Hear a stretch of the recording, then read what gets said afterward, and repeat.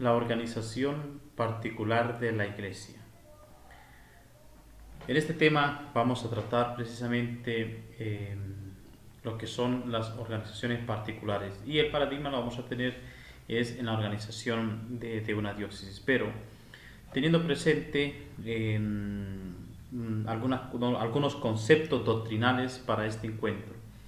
El primero lo vamos a tomar de Christus Dominus numeral 11, que es un documento del Concilio Vaticano II, y dice: la diócesis es una porción del pueblo de Dios que se confía a un obispo para que la apaciente con la colaboración de su presbiterio, así unida a un pastor que la reúne en el Espíritu Santo por medio del Evangelio y de la Eucaristía, constituye una iglesia particular.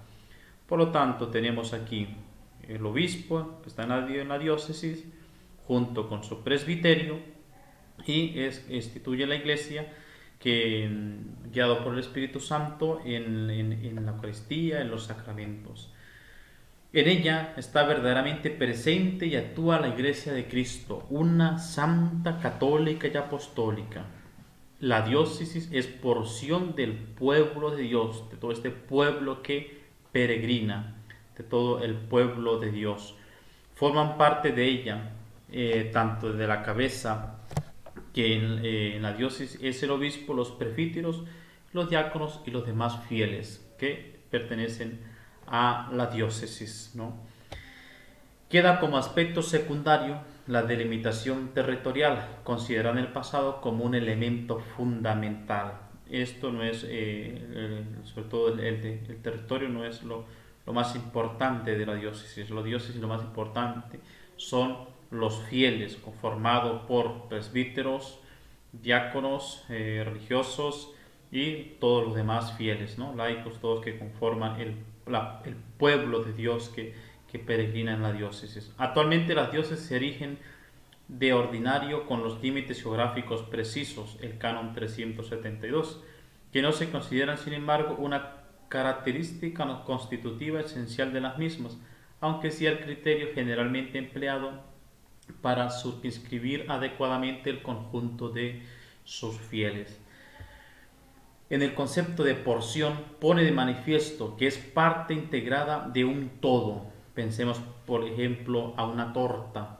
Entonces hay una porción. En esa pequeña porción están todos los elementos que forman la torta. Entonces por eso esa noción de porción, ¿por qué? Porque está integrada todos los elementos del todo. Y entonces cuando hablamos de porción en la iglesia, en la diócesis, hacemos referencia a que están todos esos elementos que corresponden a la iglesia de Cristo, una santa, católica y apostólica. Nota esencial característica: que el cuidado o cura pastoral ordinaria de esa porción queda encomendado a un obispo, a uno de los sucesores de los apóstolos, que preside la diócesis con potestad propia, ordinaria e inmediata. Luego existen otras estructuras que son proporciones del pueblo de Dios, en la que sin embargo la capitalidad no corresponde a un obispo en cuanto tal, pero en ella no nos centraremos en este momento. Por lo tanto, sabemos que la porción del pueblo de Dios, una diócesis, está conformado por el obispo, lleva el nombre de obispo diocesano. En una diócesis solo habrá un obispo diocesano, que son aquellos que se le encomienda el cuidado de una diócesis, será el ordinario del lugar. Los demás se llaman titulares. Esto está en el canon 376. A los obispos diocesanos que han presentado la renuncia de su oficio se llaman obispos demisionarios de las diócesis de la que fueron cabeza. Canon 402, ¿no? Es el caso también de los obispos eméritos cuando piden la renuncia por edad. También existe otra figura que se llama el obispo coadjutor. Al coadjutor se designa como obispo coadjutor de San Cristóbal, de la diócesis donde está, y al prelado prelado de una prelatura territorial, si ha recibido la consagración episcopal, se llama obispo prelado de. Existen, bueno, ya lo veremos más adelante, las diferencias del coadjutor con los auxiliares. El coadjutor, la diferencia es que el procedimiento para la elección, la provista canónica que se hace para elegir un obispo coadjutor es diversa al obispo auxiliar, porque el coadjutor es nombrado con derecho a sucesión cuando presente la renuncia al obispo diocesano. El coadjutor le puede suceder. Por eso la provista canónica para la elección es diversa a lo de los obispos auxiliares. Los demás obispos tienen asignada una diócesis titular, es decir, son los que son auxiliares, así como también aquellos que desempeñan oficios supradiocesanos o son vicarios apostólicos o ordinarios castrenses, etc. El obispo diocesano está al frente de una diócesis como pastor propio. Le compete toda la potestad ordinaria, propia e inmediata que se requiere para el ejercicio de función pastoral. Es ordinario del lugar. En la Iglesia del rito latino corresponde en exclusiva al sumo pontífice nombrar libremente a los obispos o confirmar a los que hayan sido legítimamente elegidos, nombramiento o confirmación que incluye la misión canónica para desempeñar un oficio determinado. Esto teniendo presente las diversas formas de presentación, si hay algunos derechos de presentación, lo que es la provista canónica. A la consagración episcopal y misión canónica se añade el requisito jurídico de la toma de posesión, momento a partir del cual asume el obispo el gobierno de la diócesis a todos los efectos. Esa toma de posesión ha de tener lugar dentro del plazo de 4 meses desde su promoción al episcopado, en los casos que el candidato haya de recibir la ordenación episcopal, para lo cual se establece un plazo de 3 meses a partir de la recepción del nombramiento, o de 2 meses si ya era obispo. Cada obispo es responsable de la Iglesia universal y de todas las iglesias. ¿Por qué? Porque está esa comunión. Por eso ha de gobernar su diócesis no como un recinto cerrado en sí mismo, sino como una porción de la Iglesia universal, conjugando en todo momento lo universal con lo particular, siempre en unión estrecha con el romano pontífice. Recae sobre el obispo de manera particular la obligación común de todos los fieles de observar la comunión con la Iglesia y de cumplir los propios deberes tanto respecto a la Iglesia universal como a la Iglesia particular a la que cada uno pertenece. Por eso es parte principal de su tarea promover la disciplina común a toda la Iglesia y por tanto exigir el cumplimiento de todas las leyes eclesiásticas. Esto es un servicio que presta el obispo diocesano. Promover la disciplina común a toda la Iglesia y por tanto exigir el cumplimiento de todas las leyes eclesiásticas. Su primera solicitud ha de ser la enseñanza de las verdades auténticas de la fe y la tutela del depósito de la revelación. Debe asimismo mostrarse como ejemplo de santidad, impulsando a los fieles en el camino de la santidad, cada uno de acuerdo con su propia vocación, procurando que todos reciban abundantemente los sacramentos y la palabra de Dios. A los obispos se les encomienda no solo los bautizados, sino también los cristianos que no están en comunión plena con la Iglesia, y en general todos los hombres que están dentro de su circunscripción. Por lo tanto, tiene ese deber de anunciarles a todos los que habitan en su circunscripción, anunciarles la palabra de Dios. Deben ser objeto de su particular solicitud los fieles católicos de otros ritos que hayan en la diócesis. Atenderá con peculiar solicitud a los presbíteros, cuidando con toda su fuerza de promover vocaciones, especialmente para el sacerdocio. Esto tenemos que tenerlo muy en cuenta. Debe también fomentar el apostolado, impulsando a los fieles al cumplimiento de esa tarea que para todos constituye un derecho y un deber. El obispo gobierna su diócesis con sus consejos, exhortaciones y ejemplo personal, pero también con potestad sagrada. ¿Por qué? Porque ha recibido el sacramento. Esa potestad sagrada que incluye, que es legislativa, ejecutiva y judicial. Toda reside en el obispo diocesano. La potestad legislativa la ejerce personalmente sin posibilidad de delegarla. De modo que el obispo no puede delegar esa potestad legislativa. En cambio, la potestad ejecutiva la ejerce por sí o por medio de los vicarios generales y episcopales. También la potestad judicial la ejerce tanto personalmente, por lo tanto el juez en la diócesis es el obispo, como por medio del provicario judicial o provisor de los jueces. El obispo diocesano representa a la diócesis en todos los negocios jurídicos de la misma. Obligaciones del obispo diocesano: aplicar por el pueblo que se le ha confiado la misa todos los domingos y fiestas de preceptos, residir establemente en la diócesis, realizar la visita pastoral de toda su circunscripción al menos cada 5 años, enviar a la Santa Sede la relación quinquenal sobre el estado de su diócesis, acudiendo ese mismo año a Roma para la visita ad limina, es decir, para visitar los sepulcros de los santos apóstoles Pedro y Pablo y presentarse al Papa. Luego, ya les decía anteriormente, existe el obispo coadjutor y auxiliar. El canon 403 prevé 3 posibles figuras entre los cooperadores inmediatos al obispo diocesano. Obispo auxiliar: el obispo auxiliar dotado de facultades especiales, cuando así lo exige circunstancias graves. Y tenemos 3 figuras. El obispo auxiliar, normalmente, que habla el parágrafo 1 del canon 403, y luego el obispo auxiliar, que viene dotado de algunas facultades especiales dependiendo de las circunstancias en las que se encuentre el servicio que va a prestar. Y luego el obispo coadjutor, que goza siempre de facultades especiales. En esto coincide con el obispo auxiliar dotado de facultades especiales, pero que se diferencia de él, así como del obispo auxiliar mencionado en el parágrafo 1 del canon 403, porque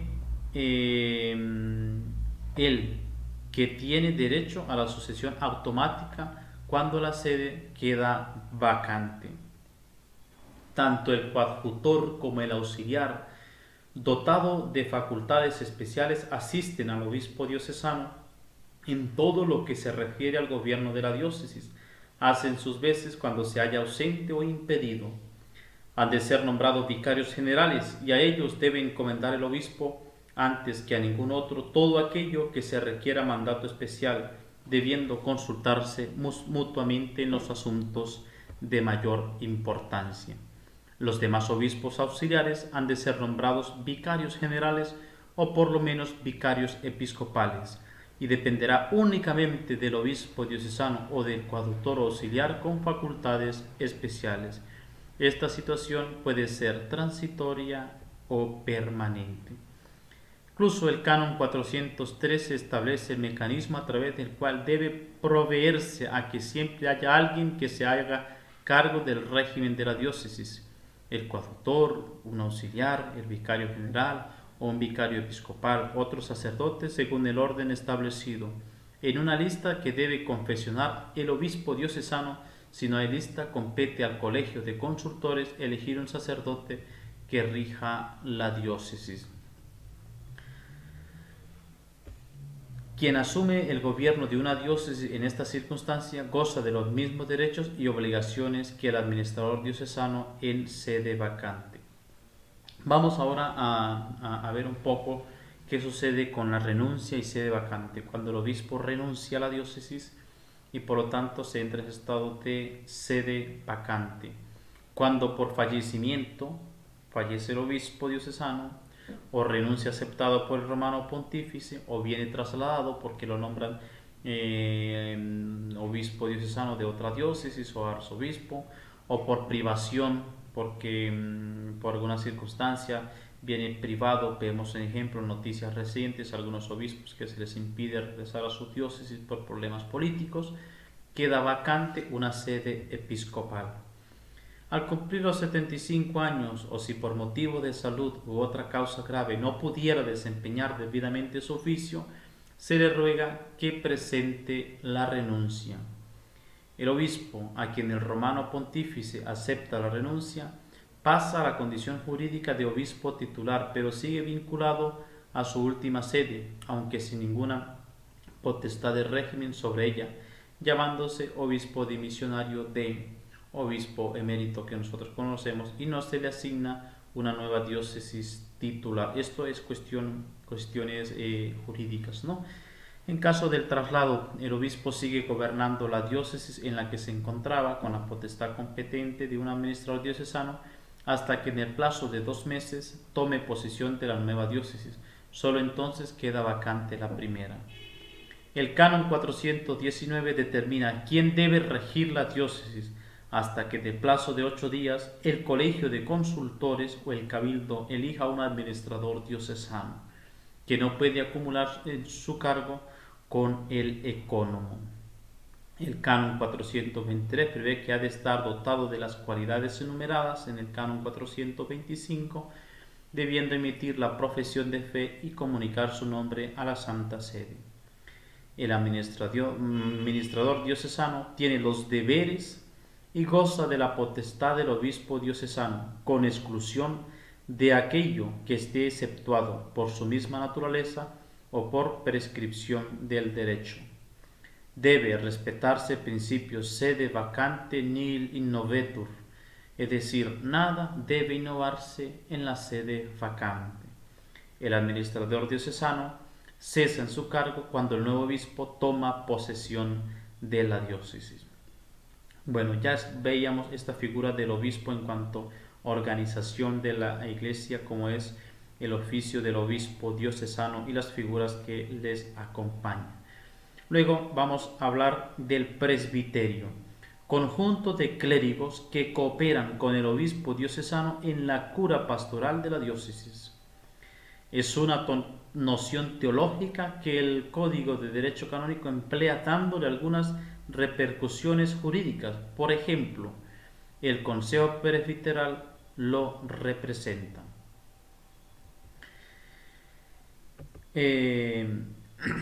Esto en cuanto al presbiterio, ¿no? El conjunto de clérigos que cooperan con el obispo diocesano en la cura pastoral de la diócesis, ¿no? Los fieles de la diócesis forman parte de la portio populi Dei, de esa porción del pueblo de Dios, junto con el ordinario del lugar, los presbíteros y los diáconos. Se limitan por circunstancias objetivas de las personas extraeclesiales, domicilios o intraeclesiales de ritos, ¿no? Por lo tanto, ¿quiénes son fieles de la diócesis? Aquellos que tengan el domicilio en la diócesis, ¿no? Las diócesis en el rito latino son territoriales y no personales. Según el domicilio o cuasi domicilio se define la parroquia de pertenencia. Vamos ahora, para entender esto un poco más a profundidad, estudiar la organización interna de una diócesis. Primero, está una figura que es el sínodo diocesano, que no es obligatorio, pero que se recomienda que haya en la diócesis para ayudar al gobierno, presentarle precisamente al gobierno del obispo las necesidades y el bien de la pastoral que ha de seguir en la diócesis. El sínodo es una asamblea de sacerdotes y de otros fieles de una diócesis que presentan su ayuda al obispo para el bien de la comunidad diocesana. Debe celebrarse cuando lo aconsejen las circunstancias, a juicio del obispo de la diócesis, después de oír el consejo presbiteral. De modo que para el obispo convocar el sínodo diocesano se requiere sentir el parecer, escuchar el parecer del consejo presbiterial. Su presidencia corresponde al obispo diocesano, que puede delegar esta función en el vicario general o un vicario episcopal para cada una de las secciones. El canon 463 detalla quiénes deben o pueden ser llamados a participar en el sínodo. Las cuestiones propuestas se someterán a la libre discusión de los miembros en las sesiones del sínodo, teniendo en cuenta, sin embargo, que el obispo diocesano es el único legislador a quien corresponde en exclusiva publicar las actas del sínodo con su autoridad. Los demás miembros gozan solo de voto consultivo. Una vez concluido el sínodo, el obispo ha de transmitir el texto de sus declaraciones y decretos al metropolitano y a la conferencia episcopal, sin que se requiera su revisión previa por la Santa Sede. Luego, tenemos la curia diocesana. Es el conjunto de organismos y personas que colaboran con el obispo diocesano en el gobierno de la diócesis. Por lo tanto, son colaboradores, prestan un servicio. La provisión de estos oficios corresponde al obispo diocesano y quienes lo desempeñan han de comprometerse a cumplir fielmente su tarea y a guardar secreto dentro de los límites establecidos. Hay de ordinario un solo vicario general en cada diócesis, aunque puede existir dos vicarios generales, depende de las circunstancias pastorales. Debe estar dotado de las cualidades indicadas en el canon 478 y le compete, en virtud de su oficio, toda la potestad ejecutiva que corresponde por derecho al obispo diocesano, exceptuadas las materias que el obispo diocesano se haya reservado o que requieran un mandato especial. El obispo coadjutor y el obispo auxiliar, dotado de facultades especiales, ha de ser nombrado vicario general. Esto lo pide el derecho. En cambio, los demás obispos, los auxiliares, serán nombrados vicarios generales o menos vicarios episcopales a circunstancia del obispo diocesano. Los vicarios episcopales pueden constituirse para una determinada circunscripción de la diócesis, para ciertos asuntos o respecto a los fieles de un mismo rito o para un grupo concreto de personas. Pensemos, por ejemplo, el vicario para esta zona que compete a una vicaría que pertenecen varias parroquias. Esto es para que haya un mejor servicio de coordinación entre las parroquias que conforman esta vicaría. O puede existir un vicario episcopal. Pensemos, ejemplo, que se haya nombrado, ejemplo, algunas diócesis con esta situación de la pandemia, pues de repente el obispo pudo nombrar algún delegado o algún vicario episcopal para cuestiones sanitarias, ¿no? Para estar vigilando lo de los hospitales con la asistencia sacerdotal, espiritual. Entonces, cuando hay circunstancias así, un grupo concreto de personas, el obispo puede nombrar un vicario episcopal para determinada función. Tiene la misma potestad ordinaria que por derecho universal compete al vicario general, pero solo dentro del ámbito personal o territorial para el que han sido nombrados. Tanto el vicario general como los vicarios episcopales quedan comprendidos en el derecho bajo el nombre de ordinario o ordinario del lugar. Esto es el canon 134, parágrafo 1, parágrafo 2.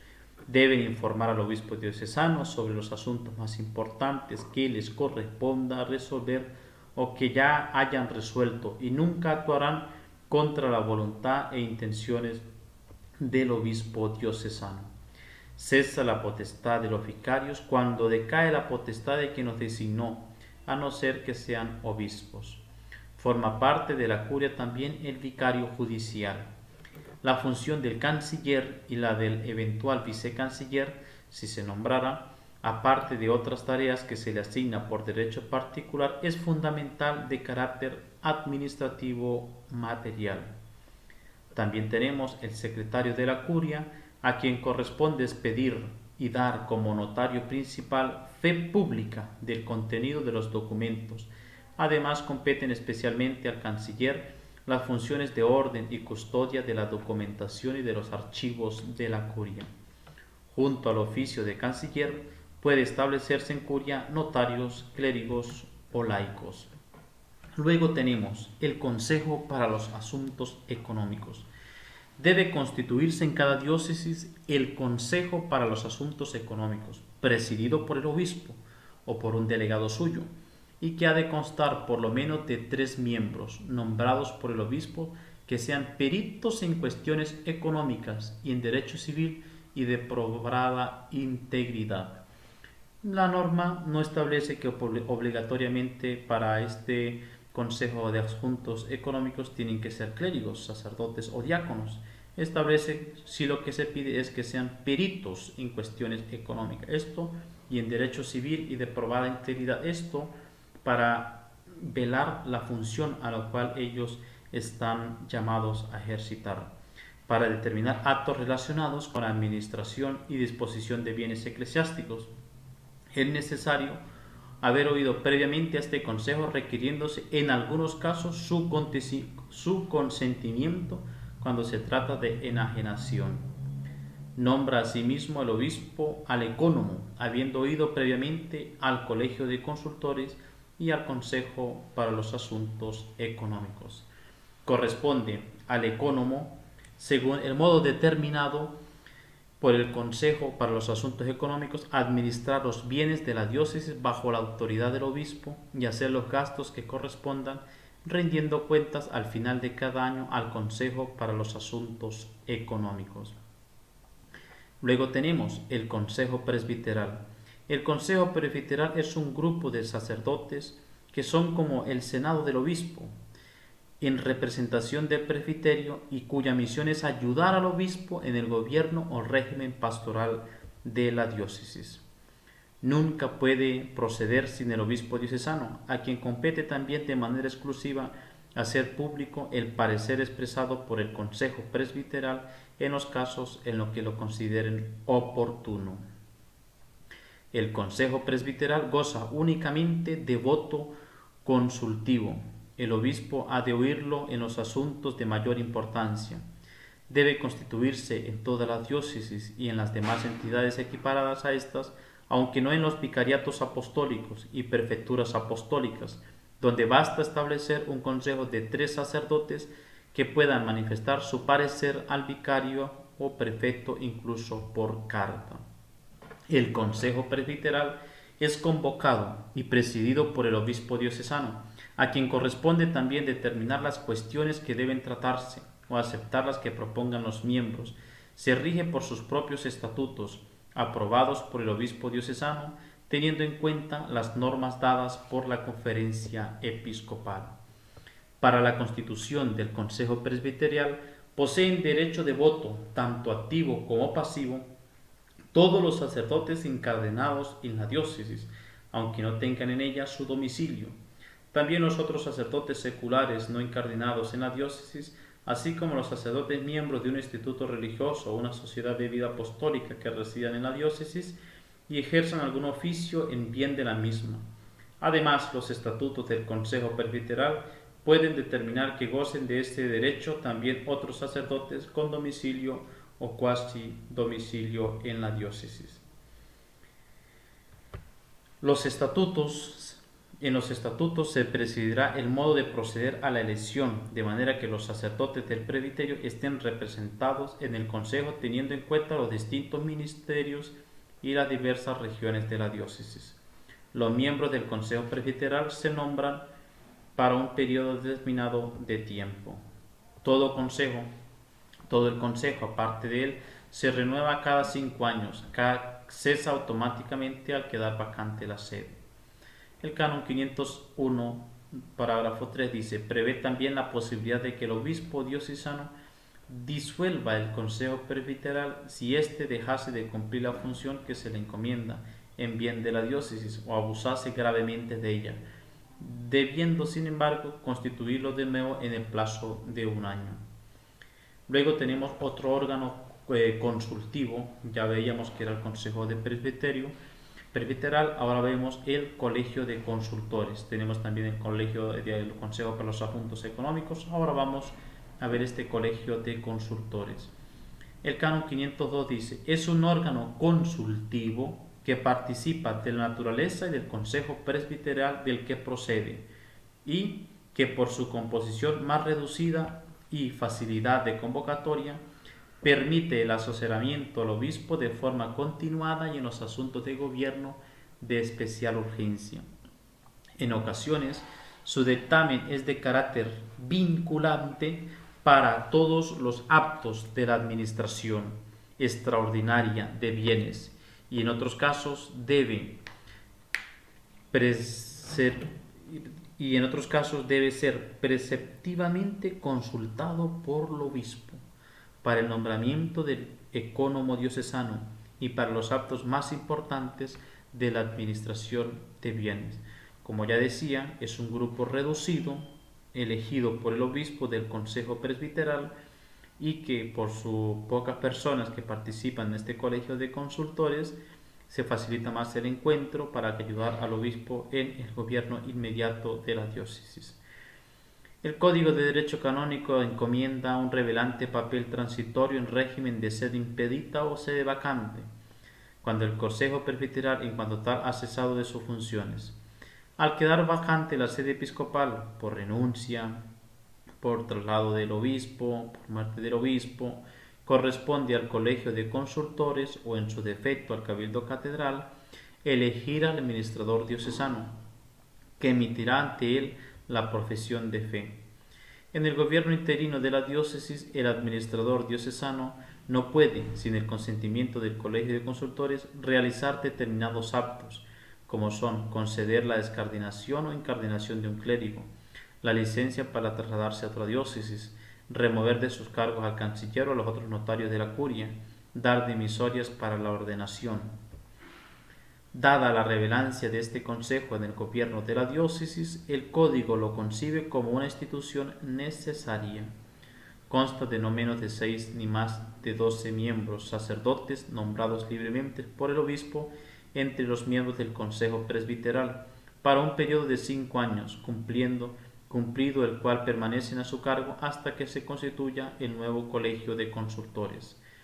La conferencia episcopal puede establecer que las funciones del colegio de consultores se encomienden al cabildo catedral. Luego tenemos otro órgano constitutivo que es el consejo pastoral. Es un organismo que puede instituir libremente el obispo diocesano en la medida que lo aconsejen las circunstancias pastorales y al que corresponde bajo la autoridad del obispo estudiar y ponderar lo que se refiere a las actividades pastorales en la diócesis y sugerir conclusiones prácticas sobre ellas. Su constitución no es necesaria, no es obligatoria. En campo de acción de consejo pastoral se circunscribe a la diócesis. Su función consiste en sugerir conclusiones prácticas de índole consultiva. Corresponde únicamente al obispo diocesano hacer público lo que se ha tratado en el consejo pastoral. Se compone de fieles que estén en plena comunión con la Iglesia, tanto clérigos como miembros de la vida consagrada, sobre todo laicos que se designan según el modo determinado por el obispo diocesano. Todos ellos han de destacar por su fe, buenas costumbres y prudencia. El consejo pastoral ha de constituirse por un tiempo determinado y cesa en cualquier caso al quedar vacante la diócesis. Debe convocarse por lo menos una vez al año. Luego, ya dejando a un lado lo que son los órganos de consulta de gobierno de la diócesis, vamos a lo que son las parroquias. Una parroquia, sabemos que toda la diócesis ha de dividirse en parroquias. La parroquia es una determinada comunidad de fieles constituida de modo estable en la iglesia particular, cuya cura pastoral bajo la autoridad del obispo diocesano se encomienda a un párroco como su pastor propio. Para facilitar la cura pastoral mediante una acción común, varias parroquias cercanas entre sí pueden unirse en arciprestazgos. Erigir parroquias, así como también suprimirlas o introducir modificaciones en ellas, compete al obispo diocesano, que deberá oír previamente el consejo presbiteral. Toda parroquia legítimamente erigida goza ipso iure de personalidad jurídica. Como norma general, la parroquia ha de ser territorial. Sin embargo, donde convenga, se constituirán parroquias personales atendiendo al rito, a la lengua, a la nacionalidad o a otros criterios. Se prevé la posibilidad de elegir una parroquia personal para los estudiantes de una universidad, el canon 813. Se ha de tener en cuenta que el seminario está exento del régimen de parroquial y es el rector o un delegado suyo quien realiza la función de párroco para todos los que están en el seminario, quedando lógicamente exceptuado lo que se refiere al matrimonio. El nombramiento del párroco, que corresponde al obispo diocesano, recaerá sobre la persona física, que ha de ser necesariamente presbítero dotado de las cualidades oportunas. Se le ha de encomendar la cura pastoral de una sola parroquia, a no ser que la escasez de sacerdotes u otras circunstancias aconsejen que una misma persona se haga cargo de varias parroquias cercanas entre sí. No debe ser párroco una persona jurídica, siempre una persona física. El obispo diocesano puede encomendar a perpetuidad o por tiempo indeterminado una parroquia, un instituto religioso clerical o una sociedad de vida apostólica también clerical, con tal de que un presbítero sea el párroco o el moderador. Una novedad que introduce el Código de Derecho Canónico con carácter excepcional consiste en que, cuanto así lo exijan las circunstancias, la cura pastoral de una o más parroquias pueden encomendarse sólidamente a varios sacerdotes, de manera que uno de ellos sea el moderador o director de la cura pastoral, que dirija la actividad conjunta y responda de ella ante el obispo. Solo en caso de que lo requieran la escasez de sacerdotes, el obispo diocesano puede encomendar la cura pastoral de la parroquia a un diácono o a otra persona que no tenga carácter sacerdotal, o a una comunidad, que pueda ser, por ejemplo, de religiosos no sacerdotes o de religiosas, siempre que se designe a la vez a un sacerdote dotado de todos los poderes y facultades propios del párroco que dirija la cura pastoral. A partir del momento en que toma posesión de su cargo después de haber emitido la profesión de fe, el párroco representa a la parroquia en todos los negocios jurídicos y debe cumplir las demás obligaciones propias del párroco. El párroco debe tener estabilidad en su cargo. Conviene, por tanto, que sea nombrado por tiempo indefinido. Sin embargo, donde así lo autorice la conferencia episcopal mediante decreto, pueden los obispos diocesanos nombrar párrocos para un tiempo determinado. Cesa el párroco en su oficio por remoción, traslado, renuncia, que se aconseja al cumplir los 75 años de edad, y transcurso del tiempo para que él fue nombrado en los lugares donde está permitido. Si un sacerdote renuncia por edad, el obispo diocesano ha de proveer a su conveniente sustentación y vivienda, teniendo en cuenta las normas establecidas por la conferencia episcopal. Cuando lo aconsejen las necesidades de la parroquia, puede nombrarse uno o varios vicarios parroquiales que cooperen con el párroco, ya sea en el desempeño de todo el ministerio pastoral, ya con algunos fieles en concreto o con un ministerio específico. El vicario parroquial ha de ser presbítero y es nombrado por el obispo libremente o atendiendo a la presentación hecha por el superior cuando se trate de una parroquia encomendada a un instituto religioso o sociedad de vida apostólica. Puede ser removido del cargo por el obispo diocesano con justa causa. Las obligaciones y derechos del vicario parroquial se determinan en los cánones 548 y 552, correspondiendo su especificación más detallada al derecho particular. En caso de ausencia del párroco, si el obispo diocesano no ha dispuesto otra cosa, le suple todo el vicario parroquial, exceptuada la aplicación de la misa por el pueblo. Las funciones del párroco: cuidar de que la palabra de Dios se anuncie en su integridad, con especial referencia tanto a la homilía que debe hacerse los domingos y fiestas de precepto, como a la formación catequética. Procurar que la Santísima Eucaristía sea el centro de toda la comunidad parroquial y que se administren fructuosamente los sacramentos y especialmente la penitencia y la Eucaristía. Mover a los fieles a la oración y a una participación consciente y activa en la liturgia. Solicitud pastoral: conocer y ayudar a todos los fieles, respetando y promoviendo la función propia que compete a cada uno en la misión de la Iglesia, e inculcando el sentido de la comunión en el ámbito de la parroquia, a la vez que hace que todos se sepan miembros no solo de la parroquia, diócesis, sino de la Iglesia universal. Obligación del párroco es precisamente fomentar las vocaciones sacerdotales y representa a la parroquia en todos los negocios jurídicos. Conceder la dispensa de una ley universal o particular solamente en casos de determinado expresamente, como son el canon 89. Por ejemplo, dispensar o conmutar los votos privados o juramentos promisorios en peligro de muerte, dispensar de la forma canónica el matrimonio y de cualquier impedimento de derecho eclesiástico, excepto el de orden del presbiterado, siempre que no sea posible acudir al ordinario.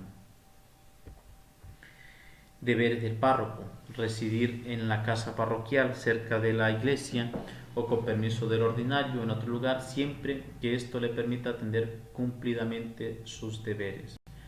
No ausentarse de la parroquia sin motivo grave, avisando antes al ordinario del lugar si la ausencia se prolongará por más de una semana, pudiendo gozar como máximo de un mes de vacaciones al año, además del tiempo dedicado al retiro espiritual.